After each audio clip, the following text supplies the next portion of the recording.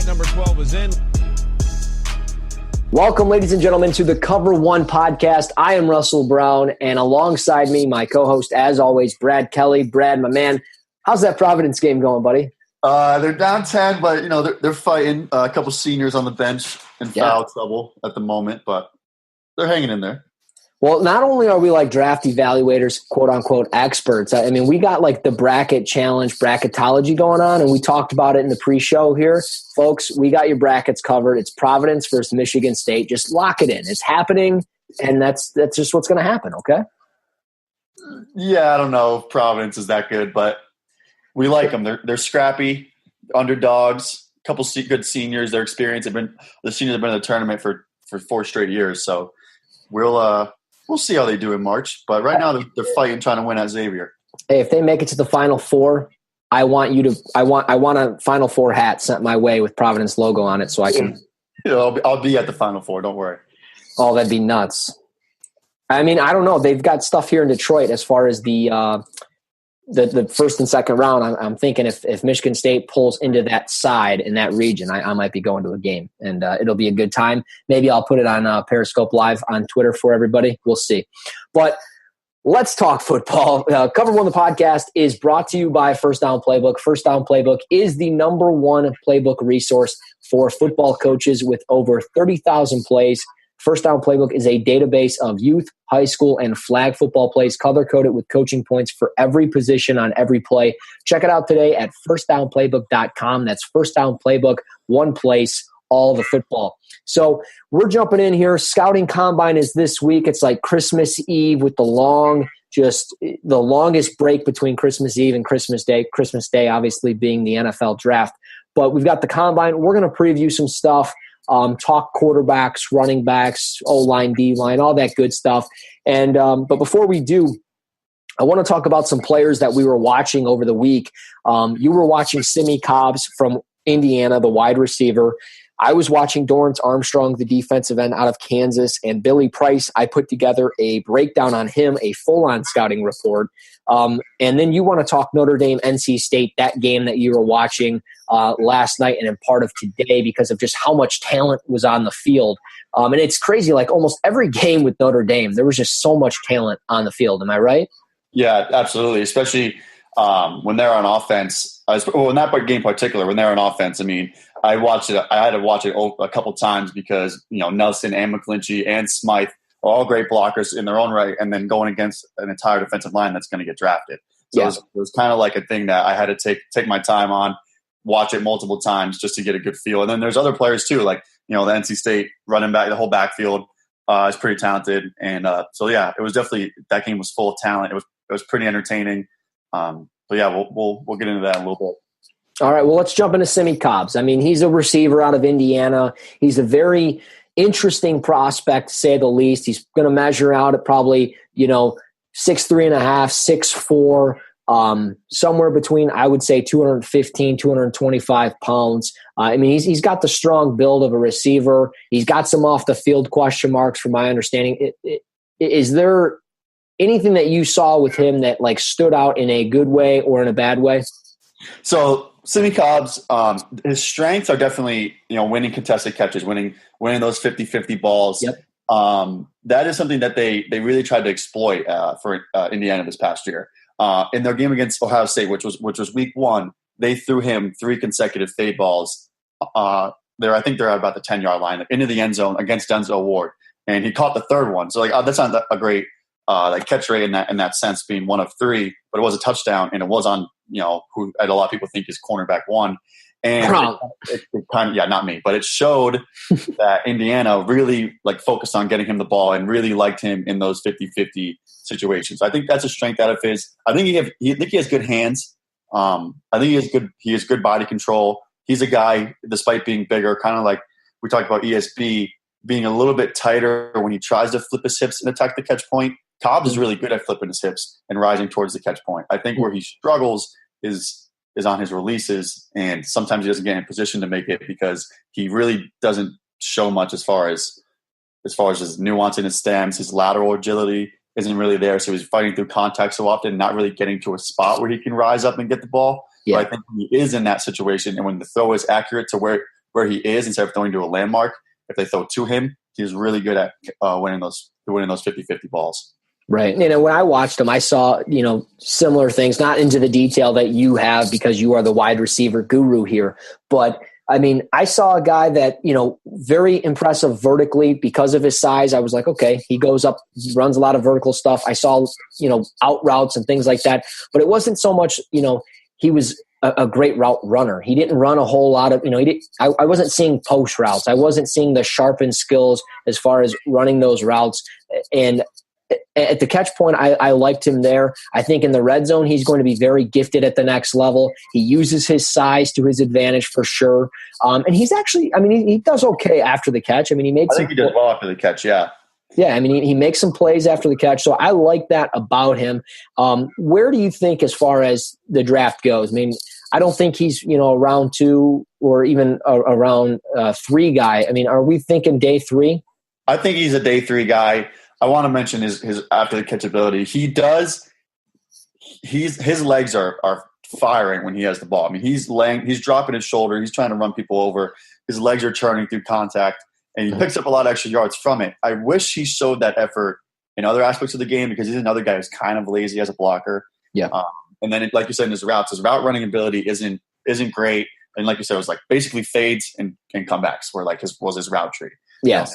The mount routes, but he is limited in that regard, but I do think that he did play on the outside almost exclusively, and he will play on the outside probably almost exclusively at the next level. So at least he kind of projects to being a similar role in the NFL. Yeah, it'll be interesting to see.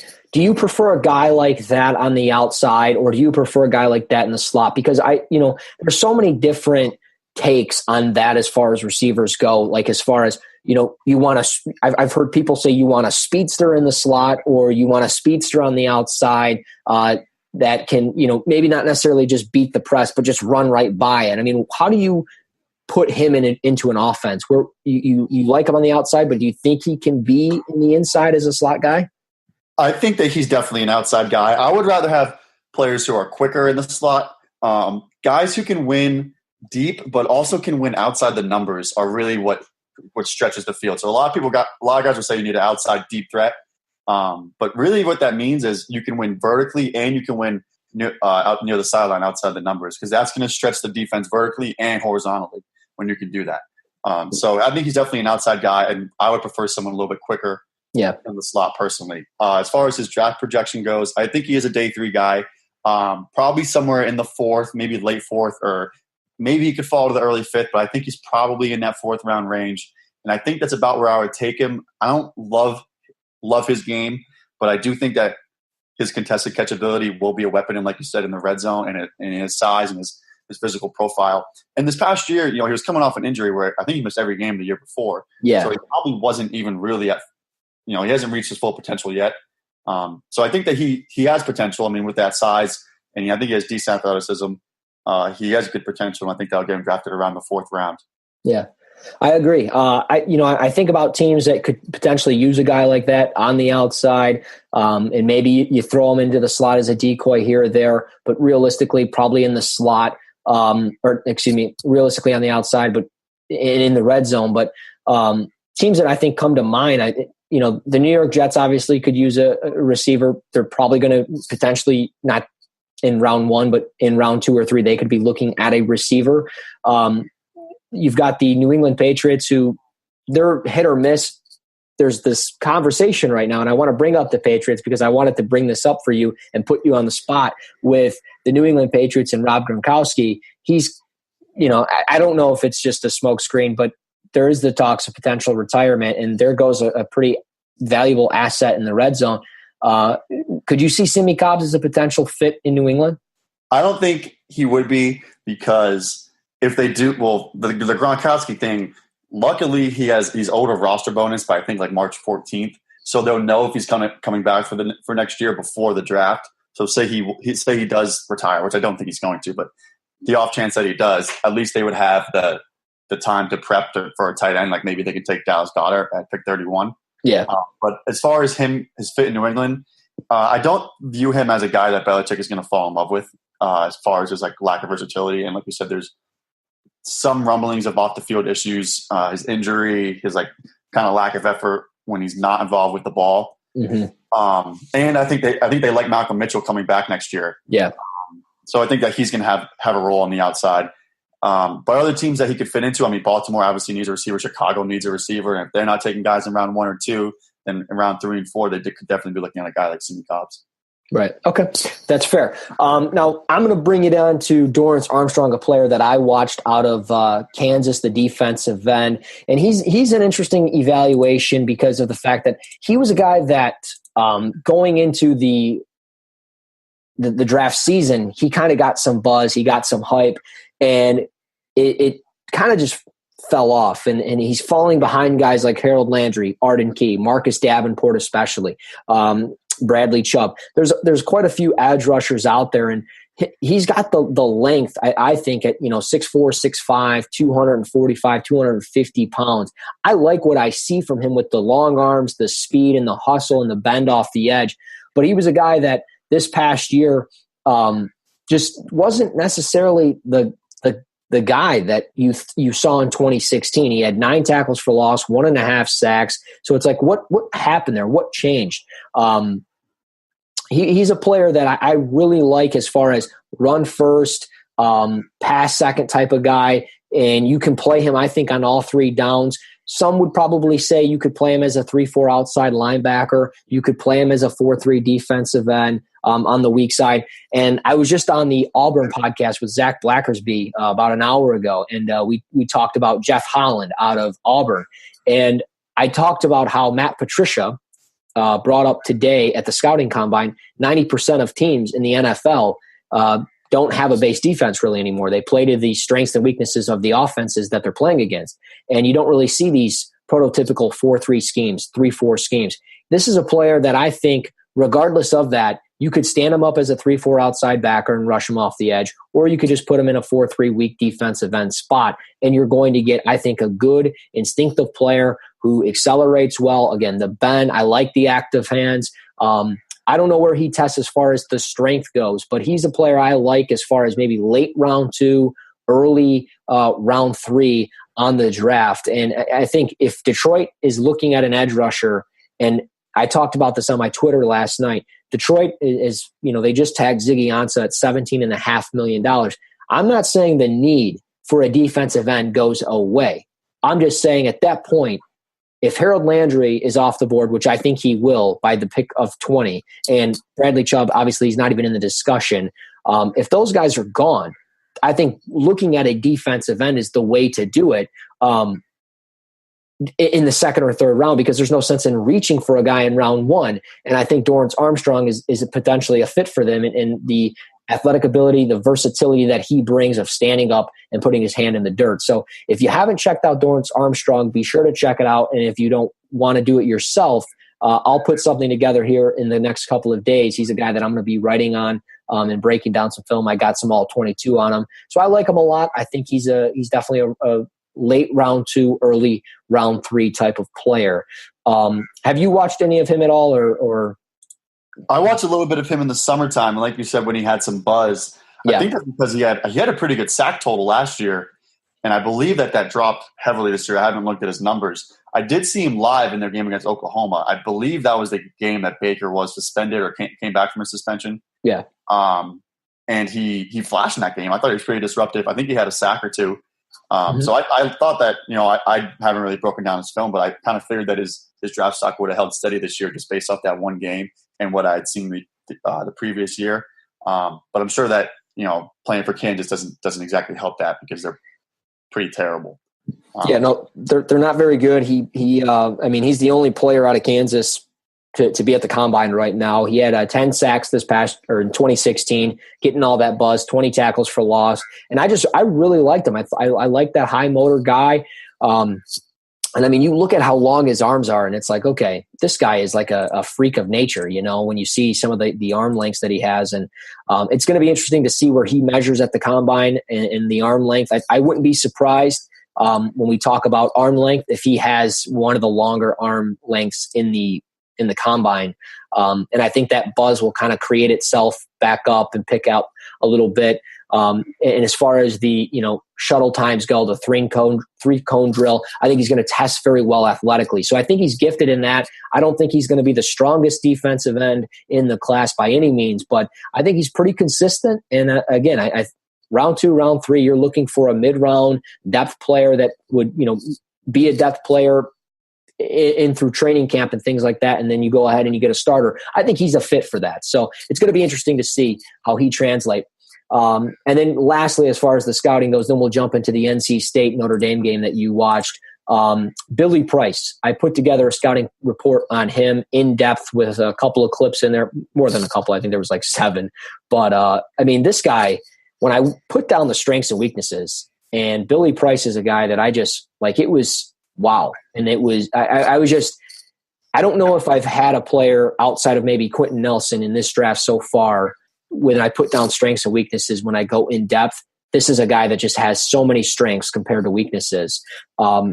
Is it safe to say this is no disrespect to your boy, Michael Peterson, who loves James Daniels, but is this a guy that is offensive center number 1, or am I the only guy?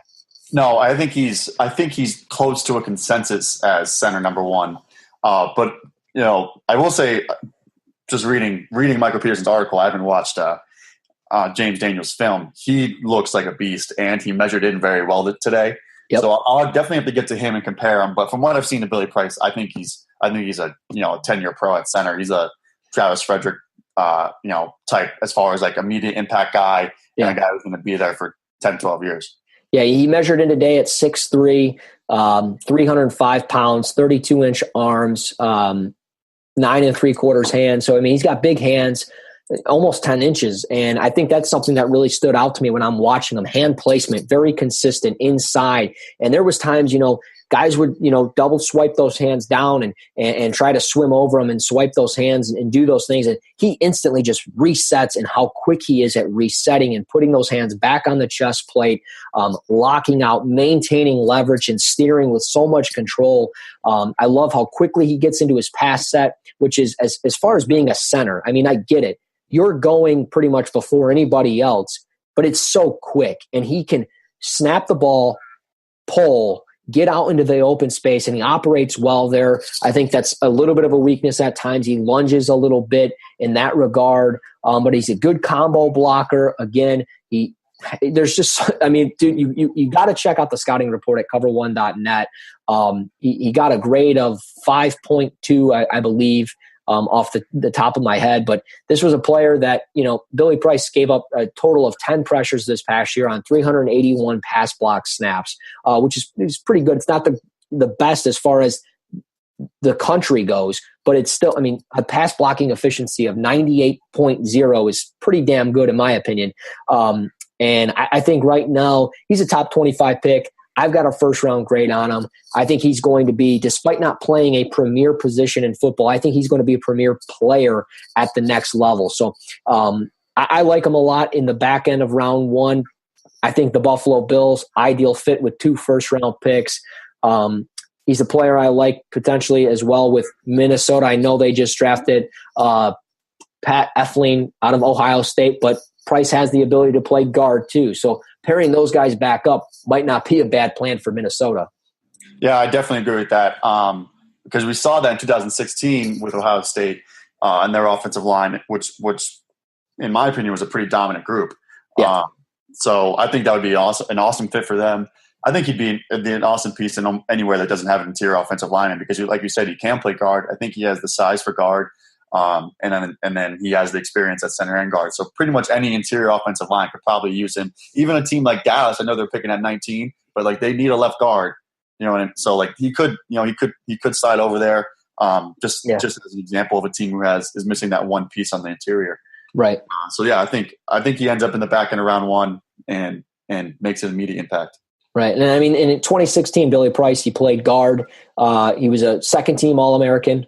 And then in 2017, first season as a center, he wins first-team All-American, wins the Remington Trophy as the nation's top center. So, again, plays the interior offensive line, might get pushed down draft boards because of premier positions like quarterback and edge rusher. but he's fantastic, and you definitely need to check him out if you haven't done it. And I really like him. He's probably become one of my top 5 players in the draft as far as this goes. And if Detroit does things right as far as the offseason with the free agency and everything else, if he's available at 20 and they can just go ahead and draft Billy Price, I'm okay with it, because the guy's going to start in year 1 and he's probably going to last 10 years in the league. So it's going to be very interesting to see where he goes. But I think it's round 1, and I think the next couple of days at the combine, he's going to test very well with the strength. I think athletically he'll be just fine. He's not going to blow the doors off on the athletic test, but he'll be just fine. And this is a guy that I think you can lock him in round 1, in my opinion. So it'll be interesting. But let's lock into the Notre Dame-NC State game that you had watched a little bit on the last 24 hours. What was your takeaway on that game?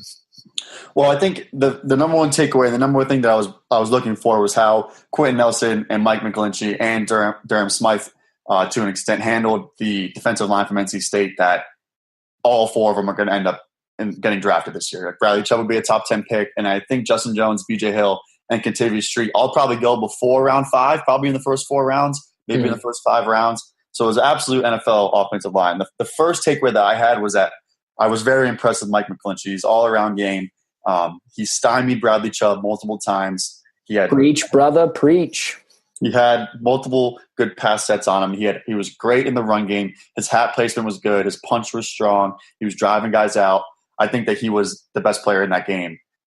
Quentin Nelson, I will say, he had a few whiffs, a few uncharacteristic plays, but he's going against a defensive line that, he's going against NFL defensive linemen, guys who are going to end up in the NFL, the next season, and he's guys who he might end up playing against. As far as his overall game, I still think he was impressive, because he had a couple of finishes that he just was tossing guys around. He's tossing around NFL, D linemen around.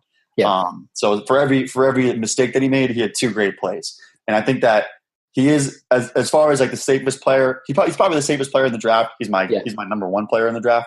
The game didn't change anything for me, but he did miss a little bit more than I would have liked to see. Right. On NC State's defensive line, Contavious Street flashed on back-to-back plays. He had a sack where he swiped the hands, dipped and ripped and got lateral. Pretty good bend for the sack. And then the next play, long arm technique, and drove the right tackle just into the ground. But that right tackle was a freshman. Yeah. So you have to take that with a grain of salt. Also, right. Contavious Street didn't look good against the run. I don't think he came too far upfield multiple times and made for such easy kickout blocks. I think Notre Dame really exploited that. They had a game plan for it. He was flying up the field, whereas against the run you want to stay at the line of scrimmage, and he was making just for such easy kickout blocks. Right. Bradley Chubb had a couple flash plays. His one sack was against a double team of a tight end and the running back, Adam. So Adam came up to the outside. Bradley Chubb hit the mid inside move against a tight end. Ugh. Was that tight end? Was that Smythe? No, it was not. Number 86. I never know his name. Yeah, I don't remember. But made an inside move and got the sack. He did have one where he got around McGlinchey and got a QB pressure, got a hit. But he still looked, like Bradley Chubb. He looked like a dominant force. Pretty good against the run. But the guy I want to talk about the most, probably second most after McGlinchey, is Durham Smythe, because Durham Smythe looked like an all-around, NFL tight end for sure. He had multiple seals of Bradley Chubb in the run game on sweeps, on back-to-back plays. He had 2 on back-to-back plays. He looked good. He looked great blocking. He was blocking, climbing up to linebackers when they need him to, and running routes. He had a touchdown catch, and he had a toe tap, two toes and body control catch along the sideline, and he had a couple other catches over the middle. So he looked like an NFL tight end for sure. I think based on that game, he's probably going to go up my tight end board and maybe end up in the top 3 for me for the tight ends. Probably next. Dang, that's a hot take. I'll probably say top 4. Probably top 4. Yeah, probably 4th, because I still like Ian Thomas. That's right, baby. Don't you forget it. So yeah, I was very impressed with Smythe, and even at the Senior Bowl, he had thickness in his legs. He looked like a good athlete, some good weight on him, and I think that Notre Dame didn't use him that much in the pass game this year as much as they probably could have, and that was a product of Wimbush at quarterback. And they had so bad. Am I right? Right. And they had such a good run game, with Wimbush as a runner and Adams as a runner behind such a good offensive line, and Smythe as a good blocker. So it was kind of him being a good blocker almost worked against him as far as getting looks in the pass game. But I think he looked very, very capable of it against NC State and at the Senior Bowl, to the point where I think he could develop into a very good pass catcher. Not, Rob Gronkowski, but maybe as like a Jason Witten in his, past his prime type guy. I think he's capable of that. Okay, so Jason Witten like now, pretty much. Jason Witten in like 2014, yeah. Oh, okay. That's fair. I mean, it's funny because we were talking about it, and Smythe was a guy that when I watched him, I didn't see the route running. He wasn't running routes, he was blocking the entire game. So the inline blocker, I was like, he's good at that. He does okay. Technique-wise, sometimes he got sloppy, didn't always place his hands inside. But that was 2016 tape for the most part. In 2017, go back and you look at that, and it's like, okay, this is a totally different player. So he's definitely turning heads, and that's a good thing. I would definitely like to see him run more routes. I'm hoping, at the combine he can do those things and be the player that you want him to be as far as the tight end goes. So hopefully, he can get into the top 5 discussion as far as tight ends. Out of the defensive line group, though, for NC State, I mean, we know Bradley Chubb's going to go somewhere in the top 5, top 10 of the draft. Outside of those guys, though, with Justin Jones, B.J. Hill, and Street, who's the next guy off the board? I think it's Justin Jones. Am I wrong there? Or? I think it will be Justin Jones, but I think that I think Street's the second best player of that group. I really like him as a pass rusher. Yeah, and he is a freak of nature. I'm sure people have seen the video. He squatted 700 pounds in the offseason, and I mean, like, butt to the ground, good flexibility, and he brought it up like it was a warm-up. He is an animal. On top of that, allegedly ran a 4.58 40 while weighing 283 pounds. If he does that at the combine, he is going to sky up the boards. I mean, he's going to have like an astronomical rise, I think, because if you're 283 and you can run a 4.58 and allegedly had a vertical jump of 40 inches. So we're talking a guy who runs maybe like close to as fast as Darius Geis runs. Right. And can probably jump higher than Darius Geis while weighing 283 pounds at defensive end. Like if he does that at the combine, he might jump up boards and maybe even get drafted before Justin Jones. But I like him. I think he has decent bend for a big guy. He could probably stand to lose a little bit of weight, to be honest. I don't think he needs that type of thickness because he kind of looks like a bowling ball. Right. And I mean, at that size, at 6, I mean, I believe he's listed around 6'2", 280 pounds. At that point, I mean, could you just plug him inside? Would you feel confident plugging him inside? Definitely on like pass rush downs, if you put him inside on a third down, definitely. So I think he offers some versatility. I think he offers decent bend around the edge, and he is a physical freak. And I really like him. I like his potential going forward. And I think he looked good on the tape as well. So I'm a pretty big fan of Contavious Street. I mean, I liked what I saw out of him. But as far as, I mean, I don't know, out of what's coming next, I think after Bradley Chubb, I'm taking Justin Jones. I liked what I saw out of him at the Senior Bowl in Mobile. He was just a guy that really kind of stuck out of that group as the interior outside of Andrew Brown. Consistent. He was hungry, pursuit, high motor type of guy, plays the run, stout, and then he was pass rushing and spin moving on guys. I mean, you just don't see that out of a guy with his frame. I believe he's around 6'2", 300, 305 pounds. So it was interesting to see. And it's nice to see NC State taking some of these stout players and turning them into athletic freaks. Like you said, Street, and then you've got Justin Jones. As we move forward from Quentin Nelson and Mike McGlinchey and Durham Smythe, was there anybody else on Notre Dame that stood out? Maybe ESB, did he stand out at all in that game? No. Josh Adams looked really good. I really liked what I saw of Josh Adams. At one point, he took inside zone, read it perfectly. A big hole opened up, partly due to a Quentin Nelson, their combo block. Quentin Nelson read the blitzer and fell off to take him, rushing backside A gap. And Adams, hit the hole, and like the safety whiffed by like 4 feet. Like the safety wasn't even close to making the play. And he took it to the house. So he looked pretty good. I like what I saw of Josh Adams. I think he ran well. I don't like he still kind of runs upright. I was going to say, doesn't he run high for a 6'2" guy? Yeah, I would like him to drop his pads, but I think he has decent vision. I mean, he ran well going right.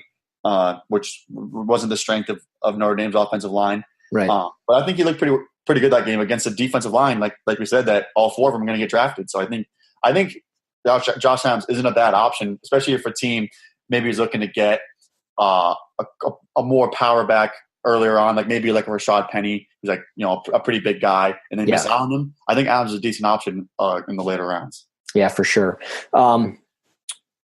I was going to ask you something else, and it totally slipped my mind now. So I guess we'll just move forward from that. Oh, I know what I was going to ask you. What did you think of Ryan Finley, my boy Ryan Finley, the quarterback out of NC State? He didn't look great. Shut up, Brad. There was one play, the interception he threw in particular ended up as a pick six. Of course. Like, quite possibly the worst decision I've ever seen. Oh my gosh, you're just crushing my soul right now.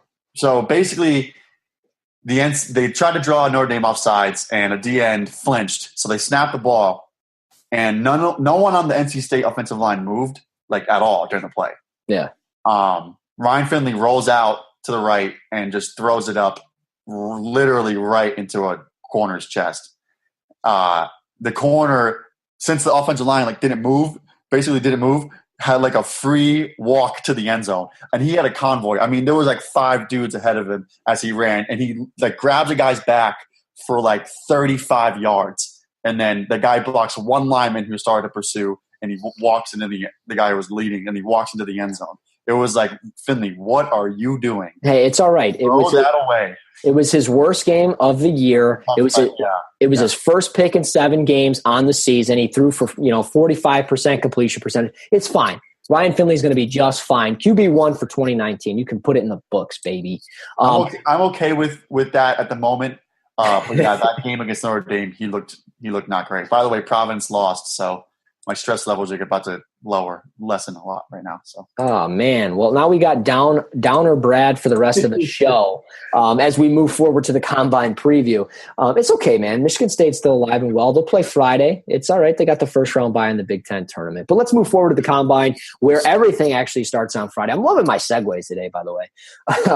We don't necessarily have to talk about each player for the combine. That would, we'd be here all night, but I want to do some predictions, some previews, some expectations, if you will, for kind of each position group and just throw out a couple of names. And, I mean, we got to start with the quarterbacks. I mean, these are guys that, as we know, quarterbacks are the cream of the crop. These are the guys that everybody wants to know about.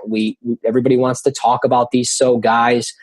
We know Sam Darnold's not going to throw, rightfully so. I can't blame a guy for not wanting to throw against some of the other quarterbacks when he's got a little bit of a different throwing motion, different lower body mechanics. He's probably still working a little bit on fixing those. But if he's going out and throwing and let's say just Luke Falk's got better mechanics, I mean, people are going to be like, oh, well, look at Luke Falk's mechanics. He's better than Sam Darnold, this and that. So Sam Darnold doesn't want to create any buzz. But out of these quarterbacks, I mean, Austin Allen, Josh Allen, Kurt Benkert, Sam Darnold, Luke Falk, Lamar Jackson, Baker Mayfield, Mike White, Mason Rudolph, Josh Rosen. Who are some guys that, I mean, we should expect to solidify themselves for the combine? Well, as far as athletic testing goes, I think we all know it's going to be Lamar Jackson. Yeah, for sure. Going to run the fastest 40. He's probably going to jump the highest. Part of the reason that is because he's lighter. No, it's because he's a receiver, bro. Get with it. I don't like you said. I don't blame Darnold for not throwing. I think that he's gonna throw at his pro day with the receivers he's been working with Deontay Burnett, with the guys he's been working with over the last few years. And I don't blame him at all. I wouldn't. The only thing, and he's projected to go number 1 by a lot of different publications. The only thing he can do at the combine by throwing at the combine is hurt his stock. Yeah, exactly. He can't improve it. So there's no reason. I don't think there's a reason for him to throw. I don't buy into any issue with that. But I think I hate to say it, but I think Josh Allen is going to create the most buzz because it's a controlled setting. He looks great in shorts, as they say, and I think he's gonna look good. He has the big arm. I'm sure he's going to hit some ridiculous deep balls because there's no rush. And he's going to hit. His feet are going to be set. His mechanics are going to be sound, and he probably will miss a few easy ones, like always. But then he's going to make the splash throws. They're like wow throws, and people are going to freak out. And, he's a big kid. He looks like a strong kid. I'm sure he tests pretty well. So I think that he's going to create the most buzz. And he will be like the typical combine like buzz creator that like doesn't really translate to the field as we have seen and as we have talked about. Right. I agree. I think Josh Allen, obviously everybody's going, to the combine. They want to look at these other quarterbacks, but you're not going to the combine to look at Tanner Lee. And if Sam Darnold's going to, not throw the football, you're not really going there to see Sam Darnold, run around. You'll notice it and you'll say, okay, the 40 times fine. He'll probably run under 5 seconds anyways. But when you're watching Josh Allen, you're looking at a quarterback that, in shorts, he's looking great. And he's definitely going to create a lot of buzz. I'm curious to see what Josh Rosen does as far as the arm strength goes. I don't think he has elite arm strength, but I still think, the pre-snap reads, everything else as far as being the pro-style, pro-ready quarterback for this group, I think I'm curious to see as far as where he delivers on the deep balls. And then obviously Baker Mayfield. I love Baker. I love Baker. So I'm curious to see as well as how he does. I think athletically we know he'll be okay. Lamar is outside of Josh Allen. I think Lamar is going to be the guy that gets some buzz. I think he's going to turn some heads, not just because of athletic stuff. I think just stuff in the pocket. He's going to prove a lot of people wrong. And if people are, saying, oh, he's still a receiver and this and that, they're just being arrogant. They're not being reasonable in the fact that this guy is still a quarterback. So I know we talked about it last week, but I'm really curious to see how Lamar does, and I'm just hoping he shines. What do you think Mason Rudolph's going to do? I feel like he's kind of been lost in the shuffle throughout all of this. Right. So he measured in at the Senior Bowl pretty well. I think it was 6'4", 229, and he looks like he's got small hands though. Yeah, right. But as far as his height and weight goes, but he looks like a decent athlete. I think he can move a little bit. Mm-hmm. I don't think he's like ultra quick. And like you said, like Baker's a pretty decent athlete. He'll look fine. I think Rosen, I think would do really well. I don't know if he's going to run it, the short shuttle, but I think he'd be really good at it because of his tennis background. Mm-hmm. It's all that stop, start, lateral agility type thing. Yeah. And like you said, Lamar Jackson, he's going to kill it. But I think Rudolph will do fine. I think that he is someone who can improve his stock by throwing. Like you said, he's kind of lost in the shuffle. We didn't participate in the Senior Bowl. We got a good look at a couple quarterback prospects like Mike White, like Lauletta, Baker, Allen at the Senior Bowl, and he missed out on that opportunity to improve his stock. So I think the combine, it might be a little bit more important to him than the other guys who were down in Mobile. Right. Well, I'm going to go off of the fact that I like Mason as a round 2 guy still. I think even after the combine, he should still be a round 2 guy. He was impressive with certain things in Mobile. I don't think he's pro ready. I think he needs a year in a pro offense system. And I get it. We've shifted over to a heavy passing league. And I'm not saying because he played in the Big 12 or anything like that. I just don't think he's pro ready. I'm very curious as well with just like Josh Rosen with Mason Rudolph, as far as the arm strength goes. I didn't see elite arm strength with him as well. I saw a lot of throws that were underthrown. Receivers had to come back to it. So I'm curious. But with a team like Buffalo, 21-22, I think Lamar Jackson and Mason Rudolph are reasonable fits for them at that position of the draft if they need to get a quarterback, because by the time they're back on the clock in round 2, there's no guarantee those guys are there. But I want to play a quick game with the quarterbacks and how this pans out. And it's, after the combine, how's the quarterback rankings going to look? Because I truthfully think after this combine, it's going to be a lot of things are going to be Sam Darnold, Josh Allen, Josh Rosen, Baker Mayfield, Mason Rudolph, or Lamar Jackson. Am I wrong in that, or do you have it differently if you predict it? I don't think the combine will change anything as far as my quarterback rankings go. I'm not talking about yours. I'm talking the consensus. Well, real quick, I'm not going to buy into the arm strength thing. Like, people freaked out because Deshaun Watson only threw like 49 miles an hour. Yeah, for sure. Who cares? Like, we saw it on tape. His arm strength was fine. I think Rosen's arm strength is good enough. But as far as the consensus goes, I think Josh Allen will probably be quarterback 2 after the combine if it goes as expected, because like we said, he's going to look good in shorts. He's going to look good with his testing and his arm strength. And, I'm sure his miles per hour is going to be high, and scouts will think they can work with it. I wouldn't be surprised if Rosen still goes ahead of him in the draft, because I still think the Giants like Rosen. I think they like him a lot. So I still wouldn't be surprised, but I think a lot of media members might bump Allen up to the top 2 after the combine.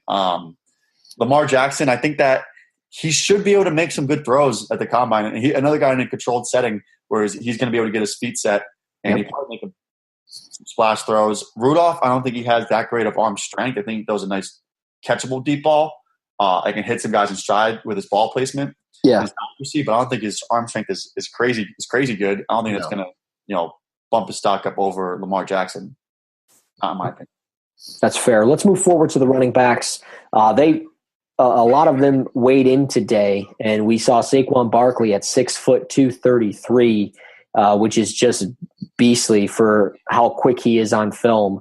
I don't want to go through and say who's going to test the fastest, but Saquon, I think, is going to run under 4.4. Where do you think he's going to go? I think 4.4, man, or lower. I think he's going to run in the 4.3s. I believe he was. So do I. I believe he was clocked at Penn State at 4.33 with a 38-inch vertical and a 10-10 broad jump for a 6-foot guy.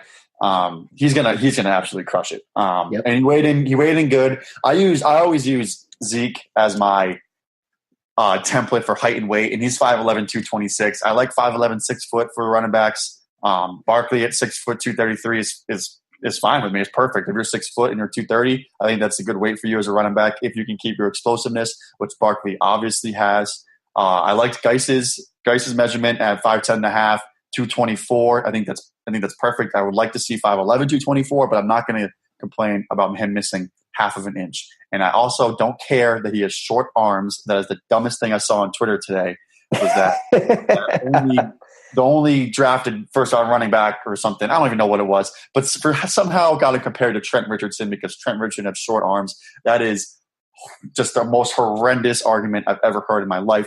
Who cares how long a running back's arms are? Right. Well, at that point, then the only running back that you're going to be drafting is Bo Scarborough from Alabama because he had 33.5, or Josh Adams at almost 34 inches. So, I mean, you can draft those guys. That's fine. They're good running backs in their own right, but arm length has nothing to do with anything. It has something to do with stiff arming, but that doesn't even matter. When you're Darius Geis and you run dudes over. Yeah, exactly. It doesn't even matter. But I found this interesting.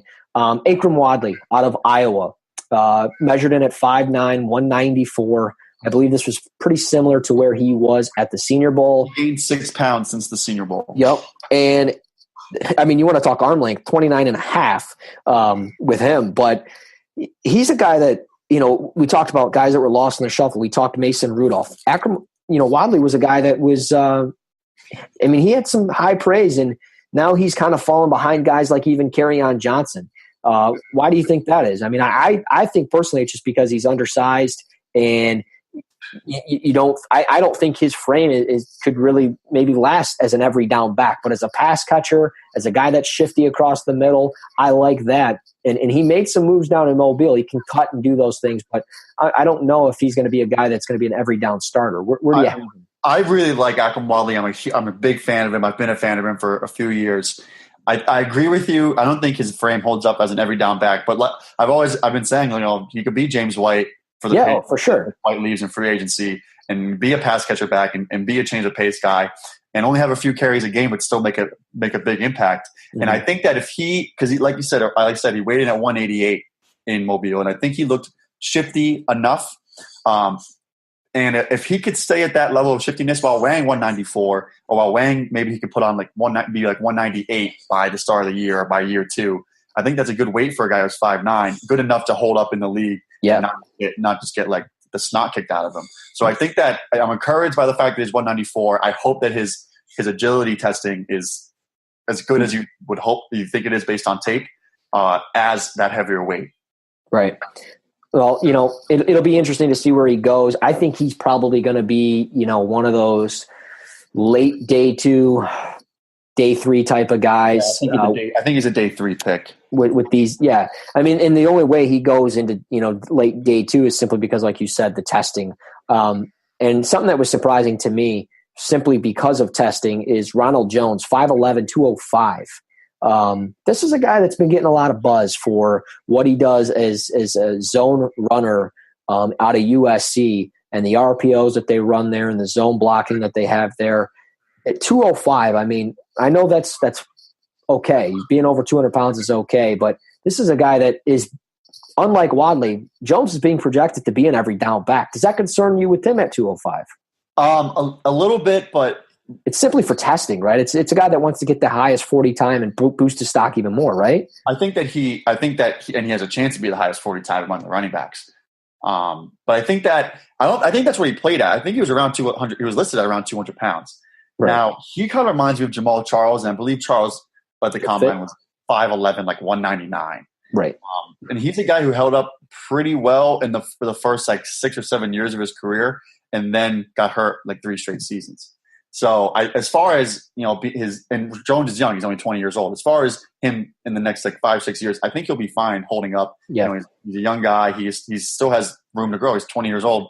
And I mentioned last time, you can gain weight after 20 years old, good, healthy weight.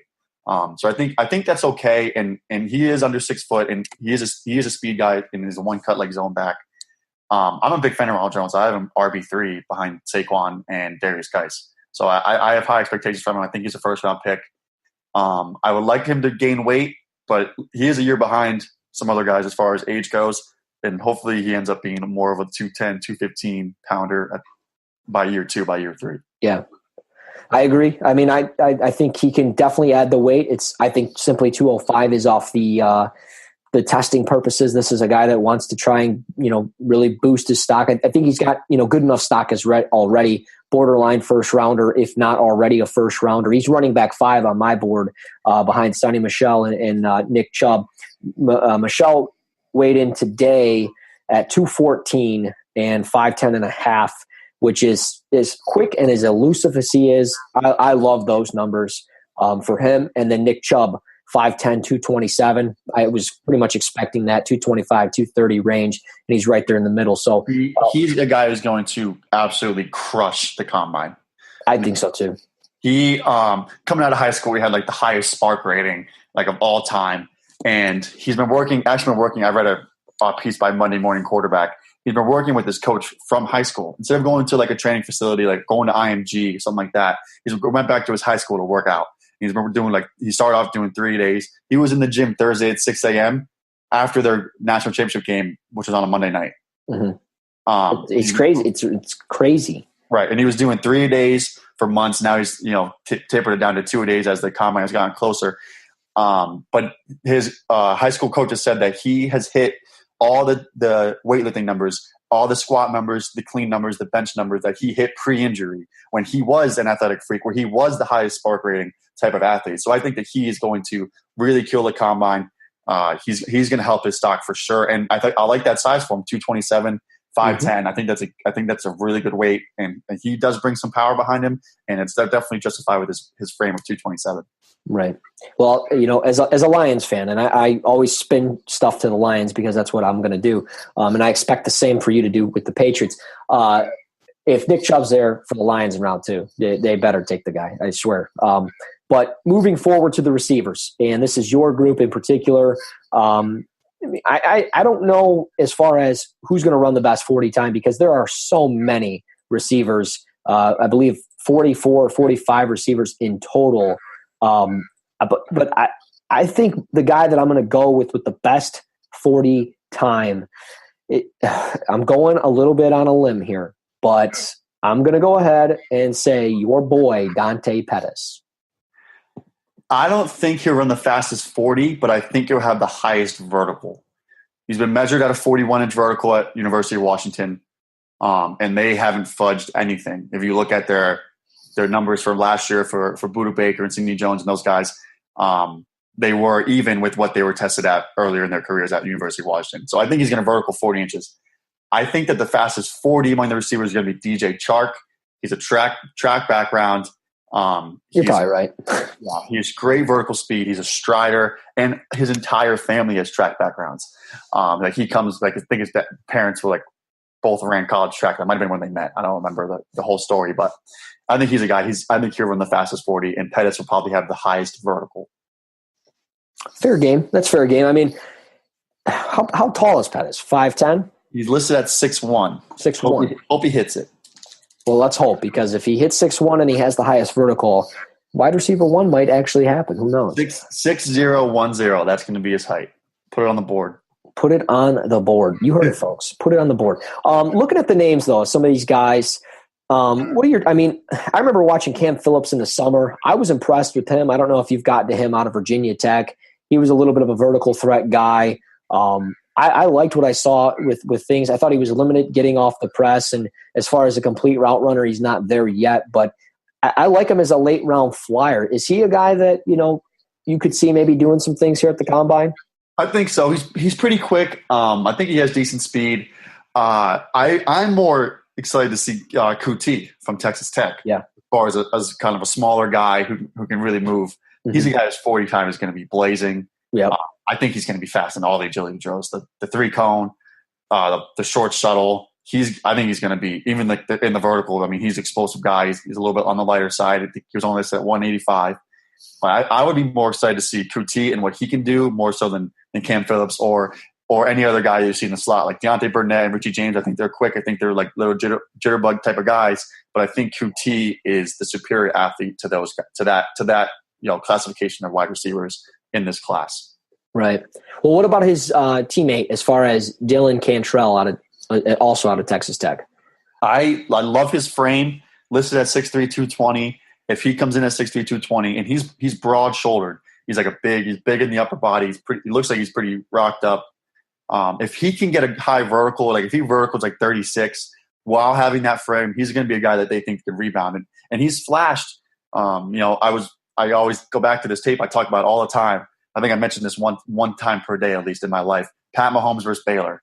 That was probably my favorite film I've ever seen, ever watched. He had like 5 touchdowns with like 3 minutes into the second quarter, and they're all deep balls. It was insane. Then later on, he's hitting like hole shots. He's like throwing no-look passes, like over linebackers. It was insane. But anyway, Dylan Cantrell really flashed in that. So I wrote him down early on. I've gone back and watched a little bit of him, and he's a guy who can win above the rim. He's a guy who could be like that rebound type, that big body type.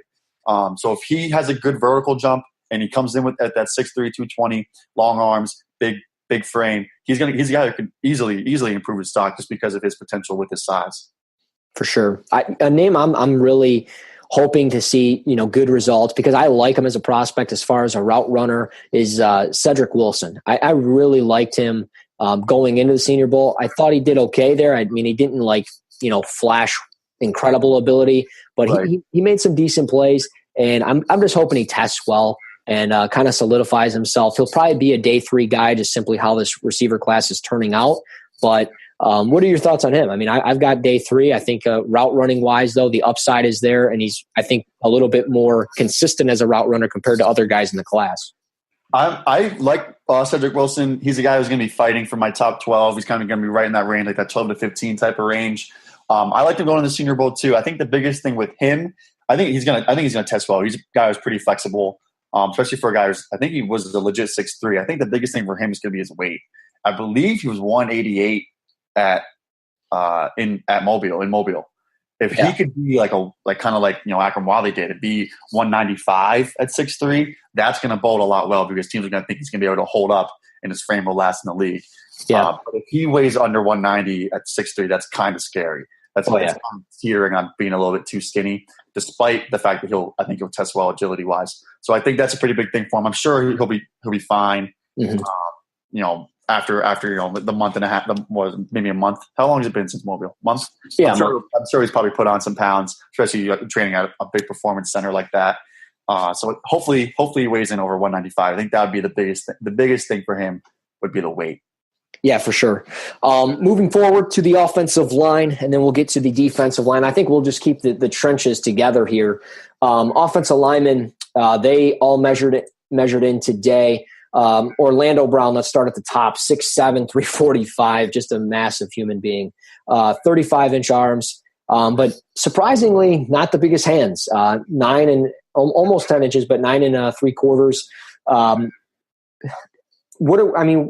This isn't an event for him, right? I mean, this is not the most athletic guy. This is a guy that, he doesn't operate the best in space. He's just a mauler. And he's a guy that's just going to, you get in his path and he's going to destroy you the best he can. If you're a speed rusher, he's probably going to struggle a little bit. But those measurements, those weigh out to be what, people love about offensive linemen. So, I mean, what's the expectations with him? I'm not expecting great results. I wouldn't expect great results either. And like you said, he has long arms, so the bench press might not be his number one, his best event because the length in his arms doesn't help your bench press. Even if he is a massive dude with a bunch of strength, the number of reps you can do because you have to move it further every single time you do a rep is going to be a little bit less. Right. I was really impressed with Quentin Nelson's measurables. Yes. Oh my God. Yeah. So 6'5", 325. Is that right? Yep. With 33 3/4 arms. And how about this? Not almost, but 10 and 3/8 of a hand. That is large. Large human being. Right. And that's a size, that's tackle size. And with his, but to go along with his athleticism and his power. Yeah. And I don't want him to move the tackle. I'm just saying that's the type of size that he has. And to go along with that athleticism and power, I think he's just going to like eat dudes at the next level at guard. It's going to be fun to watch. I really like his measurements. I'm excited to see him. I think he's going to be, his punch is so strong and he has such good upper body, violence when he plays, when he finishes, that I think his bench press is going to be pretty ridiculous too. So I'm excited to see how he does. Yeah, I think, I've never came out and really said it with Quentin Nelson, but I'm going to go out and say it. And with today's measurements, he reminds me so much of Joe Thomas when he was coming out of Wisconsin. I don't think you're going to play him as a left tackle, but as far as the left guard goes, premier, elite, holding the fort down for 10, 12 years, maybe even 15 years. I doubt it at that position anymore.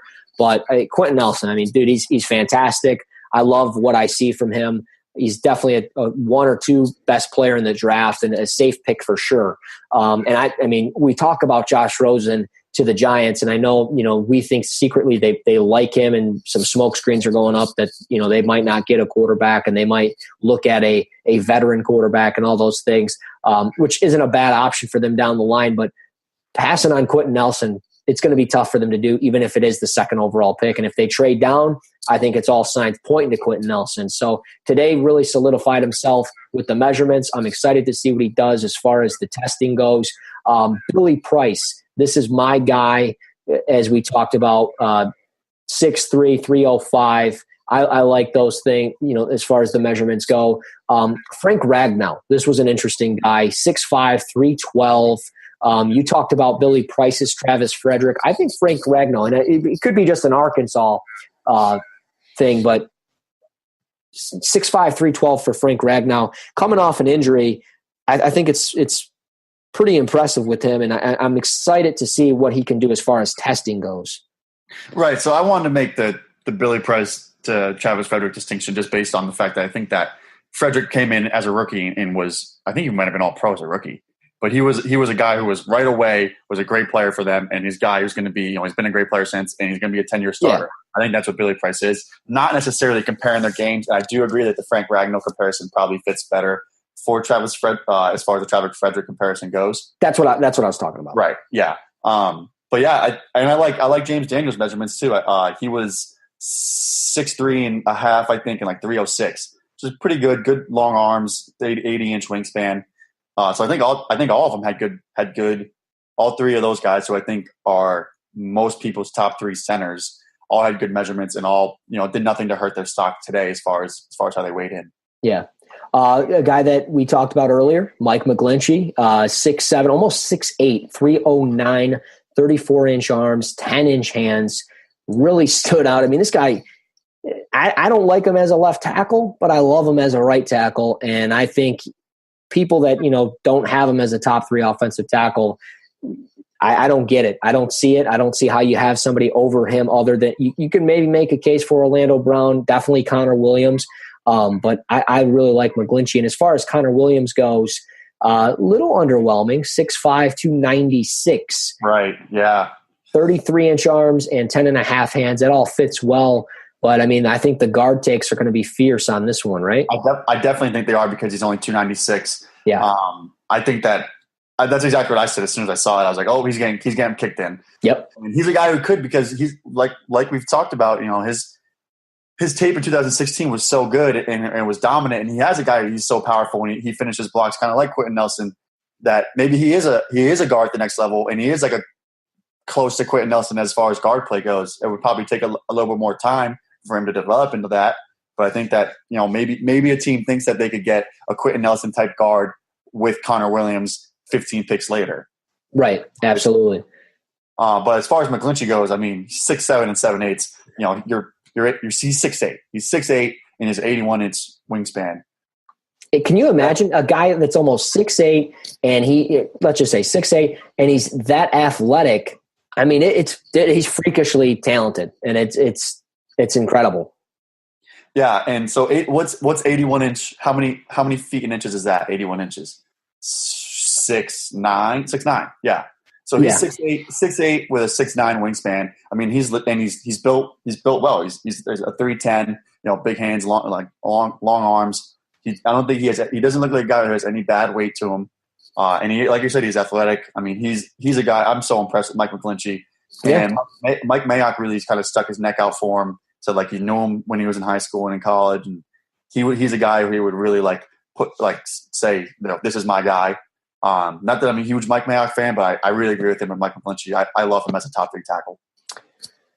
I like him as well. And last one on the list as we move from offensive line to defensive line, but I want to talk about this kid, Colton Miller out of UCLA. He's getting a ton of first-round buzz for some reason.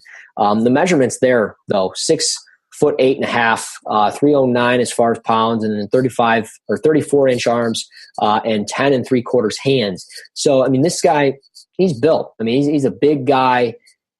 I just don't know if, I've got some UCLA All-22 that I've been paying attention to a little bit. I don't know if I see it, with them. And I've seen the buzz, and part of me wonders, is it just agents getting these guys, talked up a little bit?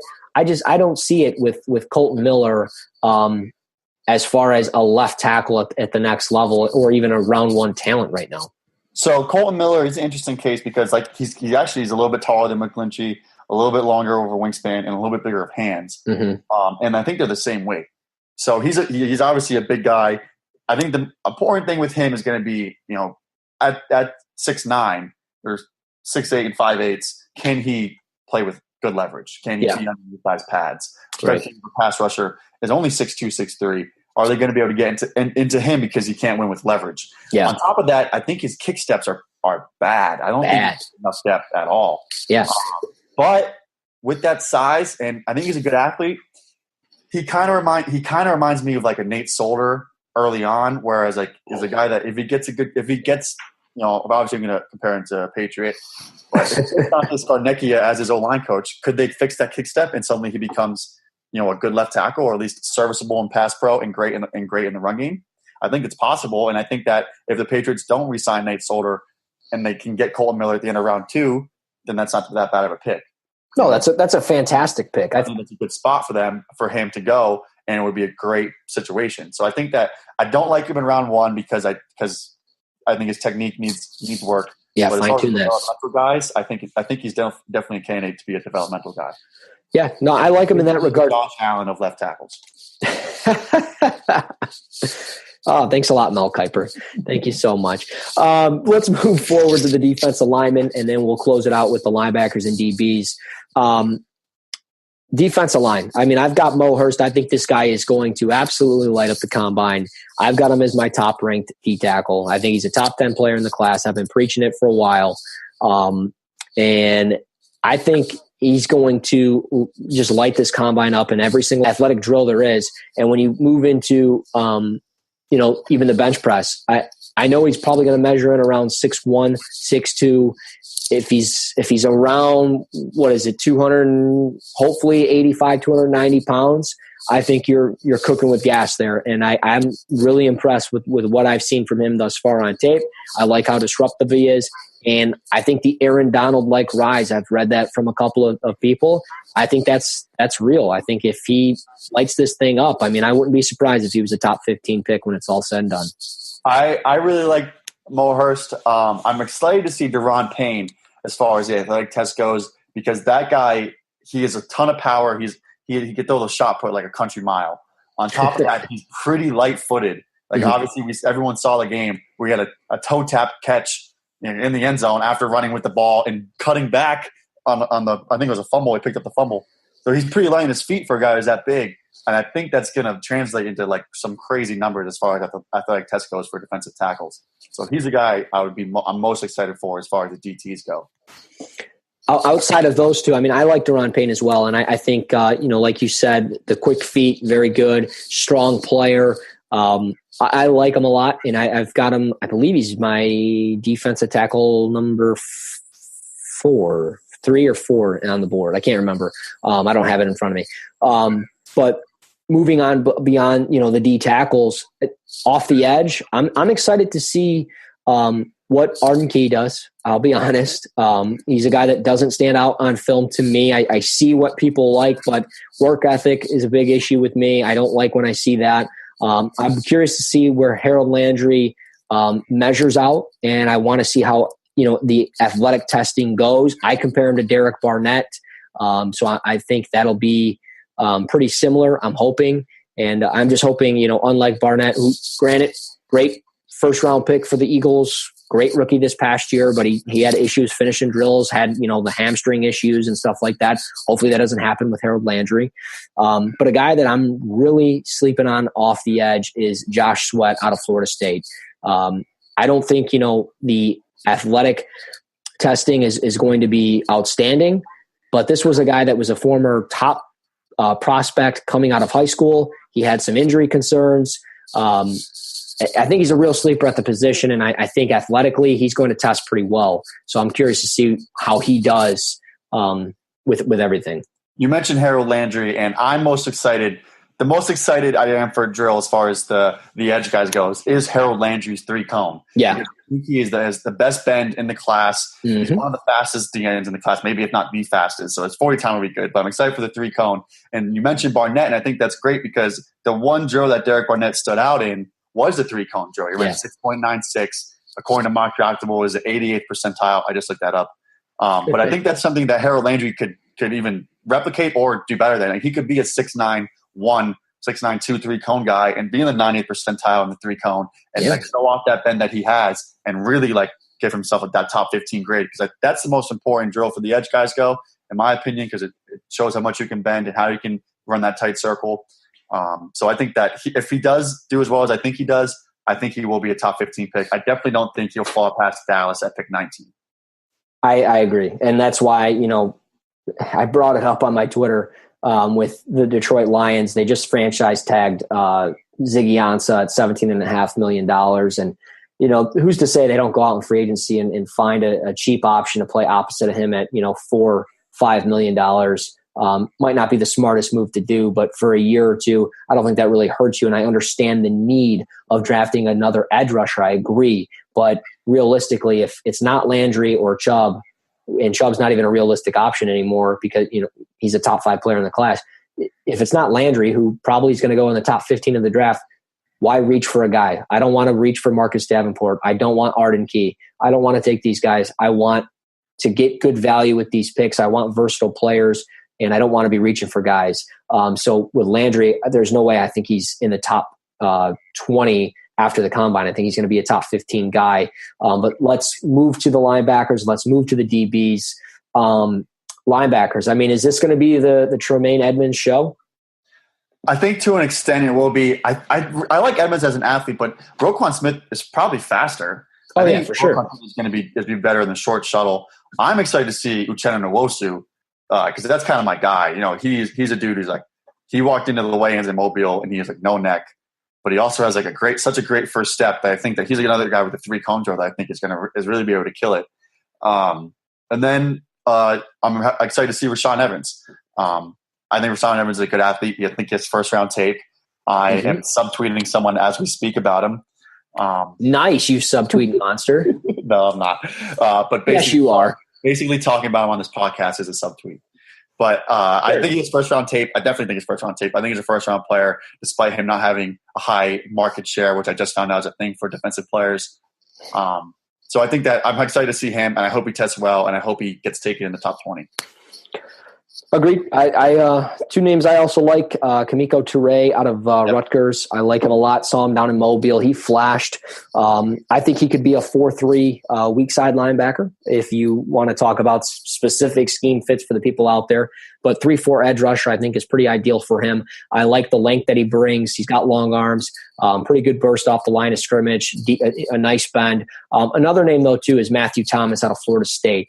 I think he was a little bit undersized, if I remember correctly. I think he was in at around 6'1", maybe 230 pounds, which is kind of the norm anymore with linebackers, and you can play him anywhere. But, you talk about a team like the New York Giants. They're known for taking mid-round linebackers, and you got Gettleman there now. He loves linebackers. He loves guys in the front seven. Matthew Thomas fits that bill, and I'm curious to see if he would be a potential fit for them down the line. I need to watch some more film on him from an all-22 perspective, but I like him a lot. As far as an undersized player, I think he's going to test pretty well at the combine. I'm hoping. I'll probably be wrong because me and just talking about the combine never works out into my favor. But we'll see how that goes with him. And then we'll end it with Garrett Dooley out of Wisconsin. I love the kid as far as just how quick he is, quick-footed and everything else. I don't think he's going to necessarily jump off in the 40, but I'm curious with him with the 3-cone drill. I think he might turn a couple of heads in that as an edge rusher. I'm hoping to have him on the podcast soon to discuss some stuff with the draft and his time at Wisconsin and the pro stuff. But he was very fluid down in Mobile, going through drills. So he's a guy that really stood out to me. Who's the Wisconsin linebacker that looks like Hercules? Oh, Jacobs, right? Leon Jacobs. Yeah. I'm excited to see what he does in the bench press. Like the picture that Trevor Sikkema put up of him, his chest is like a barrel. It's huge. There's like the striations. If he does anything less than 30 reps, I'll be disappointed. And I'm excited to watch it because he is a guy who is huge. Yeah. So that's probably among the linebackers I was talking about, like I'm most excited for with the edge guys with Harold Landry's 3-cone. His bench press is what might be the number one thing I'm looking forward to at the combine. I can't wait to see it. Yeah, well, it's funny too because he came kind of out of nowhere in the last week, 2 weeks. I mean, nobody's really talked about him, and now we're getting it closer to the combine, and boom, his name pops up. People are like, "Whoa, who is this kid?" He's standing out, and you talk strength. I think power for power, he's going to probably be one of the more powerful, if not the most powerful, strongest linebacker out of the class. Maybe outside of Rashaan Evans. I'm curious to see how he does. Or I was going to say Sean Dion Hamilton, but I'm taking that one back. So is he healthy? I don't know if he's fully healthy. I don't think he's fully healthy. Unfortunately, yeah, because I really like Sean Dion Hamilton. I think he's a top. I think he might have been like a second rounder, and now he's and who knows. Yeah, exactly. So that's why I was like, maybe not. But following up, let's close with the DBs and let's get out of here so we can watch more college basketball, even though Providence lost.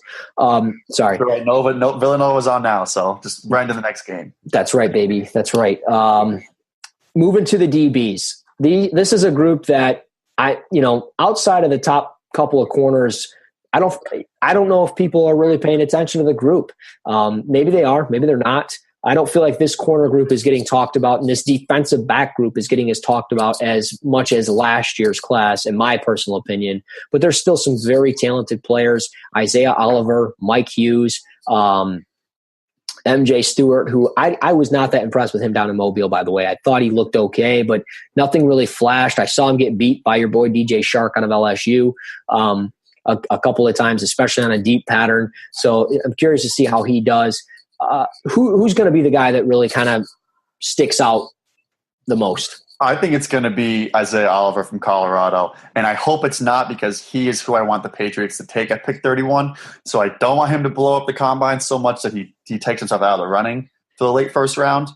But I think that he's a guy he was a decathlete at Colorado and was top 4 in the Pac-12 in the decathlon.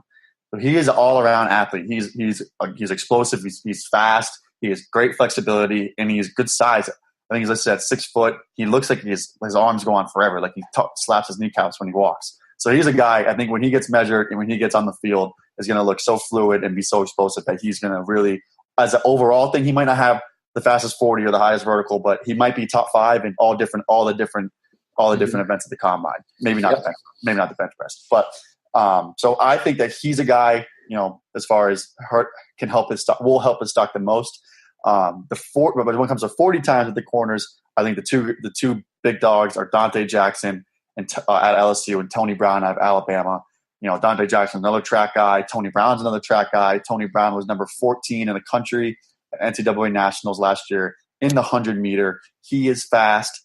He's going to run a 40 in 4.3. I think Jackson's going to be in 4.3, and I think both of those guys will be top 5 for the whole group, the whole combine in the 40 time. Especially a guy like Tony Brown, he's another guy who's ripped up in the upper body. Right. His arms are huge. He doesn't have great hips, but he's a guy who's been great on special teams in his career. Can play kind of maybe like a nickel role for you, especially if he's like that fast and cover that much ground, and he's a hitter. So I think I'm excited to see Tony Brown. You mentioned you didn't mention Denzel Ward, which I get because you hate him. But, no, I don't. I know. Whoa, no. Don't put those words on me. Don't put that on me, Ricky Bobby. I didn't mention Denzel Ward. I didn't want to really get into Josh Jackson and Denzel Ward simply because those are the top guys. I want to make things a little bit more unique. But one guy I like in the second round is Quentin Meeks out of Stanford. I don't mind. Go ahead. No, I don't mind Quentin Meeks. I was going to say, just following up with your Oliver point, I think he's going to fall in the group of Carlton Davis out of Auburn, Mike Hughes out of UCF. I think those are 3 guys that just on my board right now, they're kind of sitting there at 4, 5, 6. I don't really know where to place them. I'm all over the place. I like Mike Hughes 1 minute. The next day I like Oliver. I think I'm going to roll with what I got as far as it's Hughes, Oliver, Carlton Davis. But as far as the speed goes, Dante Jackson, absolutely. And then don't sleep on Darius Phillips out of Western Michigan. This guy, he's a speedster. I mean, the guy is a speedster. I don't know if he's going to run as fast as Jackson, but Phillips is a guy that's going to be a special teams guru. And we haven't even mentioned Jair Alexander. I really like the corner class. And I think the combine will do a lot as far as separating them. I think Isaiah Oliver, I think he's cornerback 1. And that's a little bit of a potential thing and a projection thing, but he has all the tools to be a top 10 corner in the league, top 5 corner in the league. He has a physical profile, the athleticism. He's shown enough on tape. He has some things to work on as far as his technique goes. But as far as Quentin Meeks goes, high character kid, high class, comes from Stanford, smart kid, good tape, good film. I really liked him when I watched St. Brown versus Stanford, and that's kind of when I fell in love with Quentin Meeks. I would take him in the second round. I have no problem with doing that. But yeah, I think the corner class is pretty stacked, whereas the safety class is kind of like a top 3, 4 guys, and then there's a pretty big drop off. Right. Well, before we go anywhere further on this podcast, I need to give you a heads up. If you're going to make these hot takes, man, you got to let me know ahead of advance, because I'm like, I don't even know what to say right now, because you just bring up Oliver as cornerback number 1. I mean, cornerback 1. I mean, like, listen, can you hear the clicks right now? Can you hear them? Like, hear the clicks right now? Like, click, click, click. I mean, come on, man. Yeah, I did that for attention. I have no accountability. Yeah, you don't do anything right. What are you thinking? No, I mean, that is a hot take, but I can't blame you. I got him as a top 5 corner on my board. I like, like I've been over with it. I like Josh Jackson. I like Denzel Ward. I like Jair Alexander in that order. Alexander, as you talked about him, I think the thing most with him is the medicals. He's got to check out. I don't know where that's going to check out, but I think he'll be okay. I think if he can run some drills and do some testing, I'm not sure if he will be, but if he can, I like what he brings to the table in that regard. Curious to how those shuttle times are, and really the 40 time is what I want to get, because I want to see what he does with the straight line speed. And then Tony Brown, he's a speedster, upper body strength for sure. He lays the hammer. He's a little undersized though, wasn't he listed around like 177? Right, but his arms are the size of my thighs, so I don't really get it. It doesn't make sense. I mean. Well, you got the big arms. I mean, do you have the frame? I don't know. So we'll see with him. Is there anybody else out of the group, maybe safeties or anything else that you wanted to touch on with the DBs? Well, I'm excited to see Ronnie Harrison's measurements. Mm-hmm. Big dude. lays the boom. So I think he could be a guy who has a pretty good 10-yard split. I think a 10-yard split would be important for him as far as like being able to prove that he really can come downhill at that speed, but also be able. And then the position drills, if he can like flip his hips well, if he's pretty fluid, and so he can come downhill and cover deep if needed. I think he's an excellent athlete. I think he's gonna have a really good combine. So I'm pretty excited for Ronnie Harrison. I'm pretty much just only mentioning Alabama guys, I guess. That's not on purpose, but yeah, I think it is. I think Derwin James. I look at the mock draftable, web charts, and he's a guy who might fill out the entire thing because I think he's going to have it all. He's just an all around athlete. He's a guy who's probably going to be over 50% percentile every event he does. Size, like length, speed, agility, explosiveness. I think he has it all. So I'm a big fan of Derwin James. I've mocked him to the Raiders at pick 11 like multiple times, like a lot of times. So I think he is a top 15 guy, and I think he's going to have a good combine and solidify himself as a top 15 pick. For sure. I got nothing else. Safeties wise, I mean, it's Minka, and then it's Derwin James, and then the rest of them, let them just fall in place. Reed, the kid out of Stanford, Justin Reed, don't mind him. Armani Watts out of Texas A&M, Jordan Whitehead. You're looking for a box safety, Marcus Allinger guy. Again, Ronnie Harrison. Curious to see how that goes for him as far as the testing.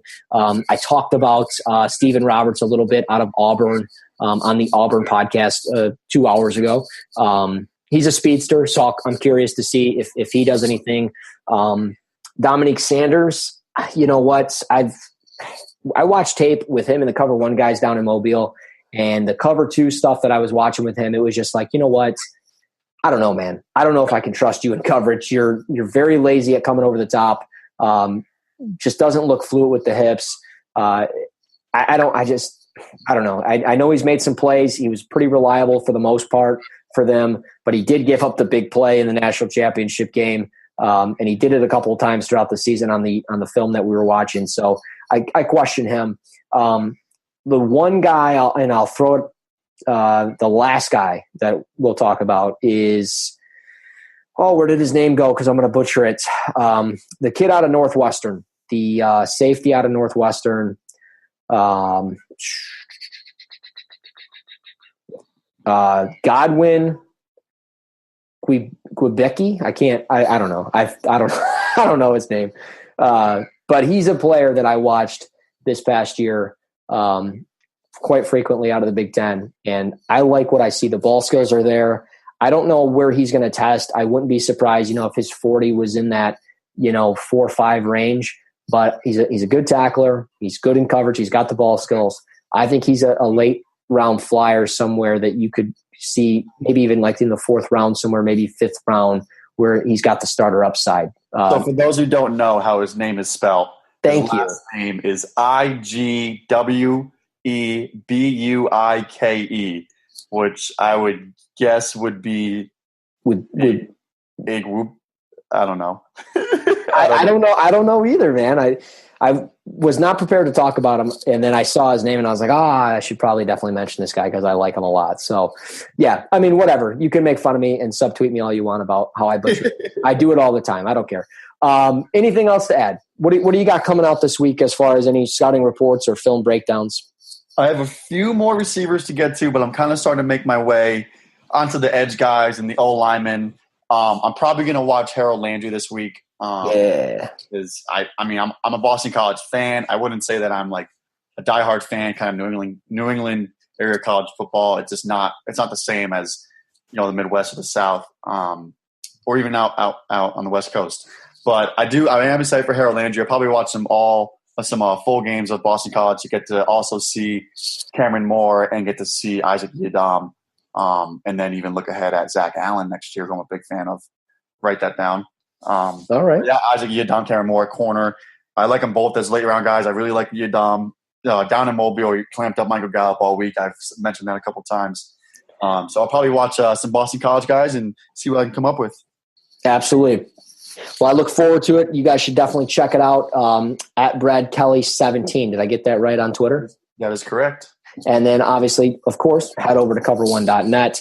I'll be bringing you guys some Dorance, Armstrong out of Kansas, the edge rusher, and Colton Miller, offensive tackle out of UCLA. Draft options, I'll pick that back up. I promise. I hope you enjoyed the Giants and the Browns last week. I'll be bringing in Colts, Browns, and hopefully I can get to the Broncos before Saturday, where I'll probably watch the Combine and have a couple of cold beers, even if it is at 9 o'clock in the morning. I'm just kidding. I'm recording it, going over to a buddy's place probably, and doing some fun stuff there. But overall, appreciate you joining me, Brad. Thank you to everybody that's been subscribing, rating, and listening to the podcast. Be sure to do it. And if you do, by the end of the week, we'll be putting you in our contest to get the Smart Football book.